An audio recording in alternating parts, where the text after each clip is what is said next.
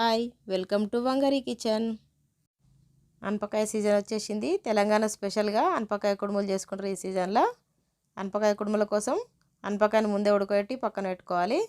ఒక mixie jar తీసుకొని అందులో 6 పచ్చిమిర్చి, 6 వెల్లుల్లి, 1 స్పూన్ జీలకర్ర వేసి మిక్సీ పట్టుకొని పక్కన పెట్టుకోవాలి.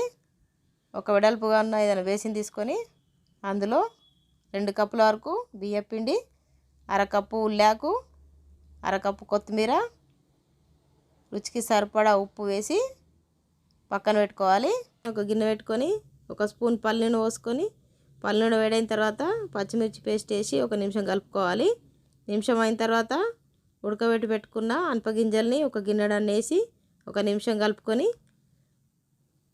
ముందే కలిపి పెట్టుకున్న బియ్యం పిండిలో ఈ అనపగింజలన్నీ వేసి కలుపుకోవాలి.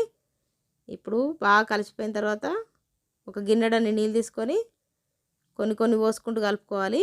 ఏ గిన్నెతో అయితే పిండి తీసుకున్నామో అదే గిన్నెతో నీళ్ళు తీసుకున్నా. గిన్నెడన్ని పోసి కలుపుకున్న తర్వాత మళ్ళీ ఇంకో గిన్నె తీసుకొని కొన్ని పోసుకుంటూ మరీ గట్టి కాకుండా మెత్తగా కాకుండా కలుపుకోవాలి. మొత్తం పిండి కలిపేందుకు నాకైతే 1.5 కప్పుల నీళ్ళు పట్టినాయి. ఇప్పుడు పిండిని ఒక్కొక్క ముద్ద తీసుకొని బాల్లాగా చేసుకున్న తర్వాత వడల్లాగా చేసుకోవాలి. కొంచెం లావుగానే ఉంటాయి, సన్నగా వేయద్దు. ఇలాగే అన్నీ చేసుకొని రెడీ చేసుకొని పక్కన పెట్టుకోవాలి.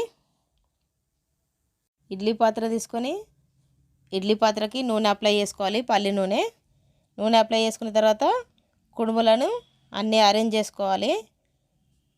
ఇలాగ అన్నింటిని అరేంజ్ చేసుకున్న తర్వాత ముందే ఇడ్లీ కుక్కర్లో నీళ్లు వేడి చేసి పెట్టుకోవాలి.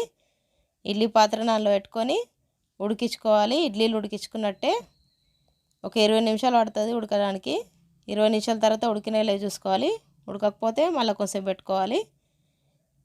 కుడుములు బాగా ఉడికిపోయినాయి, కుడుములు రెడీ అయిపోయినాయి. కుడుముల పైన పల్లి నూనె వేసుకొని తింటే సూపర్ టేస్టీగా ఉంటుంది. తెలంగాణలో కుడుముల పైన పల్లి నూనె వేసుకొని తింటారు. అంతే టేస్టీ కుడుములు రెడీ అయిపోయినాయి. ఈ వీడియో కనుక మీకు నచ్చినట్టయితే లైక్ చేయండి, షేర్ చేయండి, సబ్స్క్రైబ్ చేయండి. Thank you for watching.